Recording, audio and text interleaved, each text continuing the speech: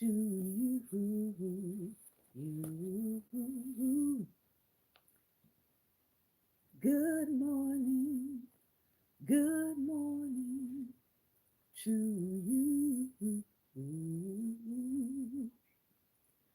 Good morning, good morning.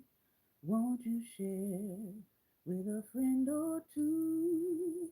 Good morning, good morning to you, you. Good morning, good morning, good morning to you, you. Good morning, good morning to you, you. Good morning, good morning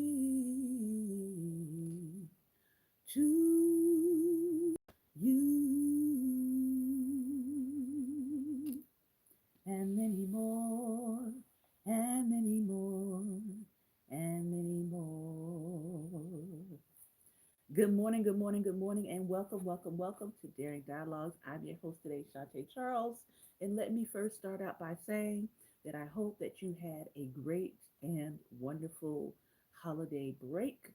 We are now officially in what we would call the holy day season. Just want to remind you that a boycott is going on, but also a buycott is going on. And I know some of you are probably saying, well, what is a boycott? A boycott is where you withhold your dollars from certain businesses, right, that are treating their workers unfairly, that have rolled back their policies that would help Black and Brown people, women, the disabled, all the marginalized groups. And then a boycott is where we are saying, hey, now that you are pulling your dollars back from those big box businesses and corporations and billionaires, um, who are not in favor of man, make sure that you put those dollars into things like your local businesses, your farmers markets. Here, of course, we are encouraging Buy Black First. That means shopping with Black owned businesses. It is Cyber Monday. So if you're going to do shopping, we're encouraging you to shop Black owned. All right. All right. Also, I am only going to be on today and Friday on our YouTube channel because I have some family things that I have to take care of, some people in my family I have to take care of. So, thank you all for understanding because I will only be on today and on Friday. And then the following week, we are hoping to resume our regular schedule. I hope that you ate enough turkey over the holidays. On Thursday, it was also my birthday. If you participated in making donations for mutual aid for the month of December, I want to thank you for that. You can still make donations for mutual aid. All you have to do is like, click, share, subscribe, write in my comments, and part of the uh, donations that we receive through Meta will also go to helping people with mutual aid for this. Okay? All right. So we are in for reading. We are in Black AF History. This is the book that we've been reading through on our Black Table Talk page. And we are in Michael's first supplementary section where he's talking about the Black people who were in the Americas. Also, on our page, we have a, a topic that we put up early this morning, and I want your feedback on it. It had to do with over the holiday season. This is pop culture, society stuff. Meg the Stallion got a lot of people in a tizzy about her making Thanksgiving dinner for her boyfriend's family. Now, I will tell you old school what the elders taught me. I'll tell you their perspective. The old school elders perspective was don't do too much early in your relationship. Okay, that was the old school perspective. Don't be handing out, don't be participating in wifely duties when you have not been wifed up. Okay, that was the old school perspective. You don't have a ring on your finger, you don't have an engagement ring on your finger. Don't be settling in to do wife responsibilities too soon. Okay, that was my elders' perspective. However, it's a new day, it's a new season. People are doing what they want to do. Okay, so she put together this Thanksgiving dinner and she chose to make dinner for her boyfriend's family, and people, for some reason, are losing their minds. In my opinion, it is not that serious. I mean, if she were doing it all the time, maybe an issue, but it's a holiday, it's a special occasion. She wanted to impress his family. I say go for it. However, for some reason, um, people cannot separate her entertainment personality from her as a person, right? Because people have said, "Hey, you've written all this music and you've put these lyrics out here that are, about being a baddie and, about not really living that kind of life, right? The traditional homemaking type deal." And then when people see you doing what they call the traditional homemaking type activities, it is now for some reason short circuiting some people's brains. And my thing is, her entertainment, her lyricism, her performance is just that. When did we stop thinking that people are just performing? I mean, Beyonce, okay? Beyonce is not Sasha Fierce. I thought we had cleared this up. I thought people understood the duality of life. I thought people had understood that many of these people are entertaining you. That's what they get paid to do. They get paid to put on a persona and perform in that persona. They make money from that persona. People like that persona. People buy the records, the music, the whatever, right? Including rappers, because a lot of rappers are putting on a persona. Many rappers, okay, we want to talk about Meg the Stallion, let's also go to the other side. Many rappers are grew up in middle class backgrounds. They were nowhere near the hood. Some of them have college degrees, and people seem to understand that okay, they're just rapping about something. They're not necessarily living it. It's not like it was back in the 80s and 90s where some of these people were coming straight off the streets. They were actually coming from a life of crime and drugs and whatever, and they had a skill and a talent. No, now you can be middle class, put on a persona as a rapper, okay? Get your lyricism on, get your lyricism up. People like it. They like the content, they like the story that you're telling in your music, and you sell. I don't know why we thought that that was different for Meg the Stallion. I don't even follow her career, but I know that she graduated from college, right? so there so there's something up there besides rap lyrics, right?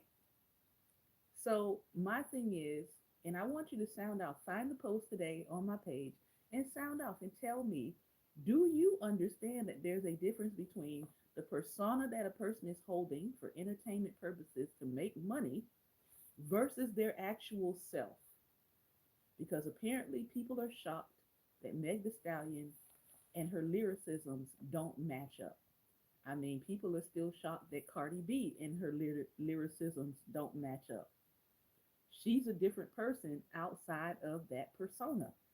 If you saw her interview again, I don't listen to Cardi B's music, but I saw her interview with David Letterman. I was like, oh, she's a she's a regular person. She has sense. I saw another interview of who's the other girl I don't listen to, Sexxy Red.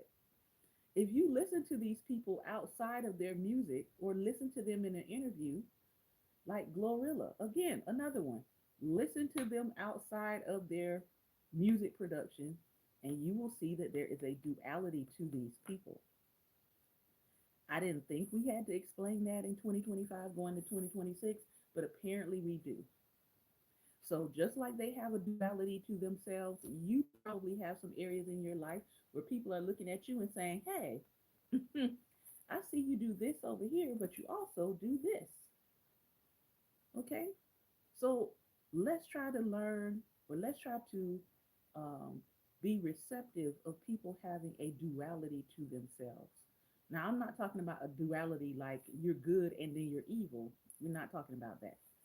But understand that depending on the life that people live, right, depending on their profession, you're going to see some duality in their life. You just are. And if a person is an entertainer, you can probably expect that a lot of what they're doing on the stage, a lot of what they're doing in their lyrics, even with actors, it's the same thing. Um, there are some actors that are typecast to play a certain kind of character, right? I would hope that you would think that that person in their real life is not that evil or destructive if they play evil and destructive characters all the time. They have probably gotten typecast into playing that kind of character. When we see them outside of the movie screen, I would hope that you would know that that was their character that they were playing. I feel the same way when it comes to music. A lot of these people are in character, they're in performance mode, they're in entertainment mode. And we have to be able to let people live, let them be able to distinguish what they do on the stage from what they do in their real life. And personally and honestly, I think that social media has given us a way to sort of let down that veil a little bit, if people use it in the right way, right? Some of the people that we like and we admire in the film world or in the music world, they're using social media to give you a little bit of insight into them as a person. Some people are going to be excited about that because they get to see the real them as much as they allow with social media. And then other people are going to be let down. They're going to be disappointed. And some people, unfortunately, their real life mm, is not so pleasant. It might turn you off from whatever you were supporting them in. It might turn you off from watching them as an actor, or watching them perform and going to buy their tickets and all of that. There was an incident recently with another artist I don't follow, but again, I'm hearing about all of these things because I'm reading. Okay, Burna Boy. Apparently, he disrespected somebody who came to his concert. The person was grieving. They had bought tickets, I think, near the front row or the front row, and they were grieving a situation in their personal life, but they felt, like they wanted to treat themselves to something. And apparently, they fell asleep in the front row or near the front row, and they were removed from the concert after they had paid their money for it. Well, rather than him saying, or apologizing for having this person removed, because it wasn't like, you know, they were jumping up and down or trying to harm him or being whatever. He just didn't like the fact that she fell asleep. But rather than him apologizing for the way he handled it, he doubled down. He doubled down and he told people that they could cancel him. And guess what? People decided to cancel him. And now he's canceling shows. Because guess what? His performance stage persona and his who he is as a person, people were not excited about who he was as a person. Like, who was his PR person that told him to double down on what he did? That was not a good look. And so, guess what? He invited people to cancel him, and people are canceling him. They're canceling his shows. Why? Because who he is and his stage persona clashed. All right. So I think that's all I'm going to talk about today. I'm not going to get into my reading because I'm running out of time. I got to do a short show today. Black AF history, this is where we are. We are in the supplementary area. So if you want to keep up with us reading, we are at page 47.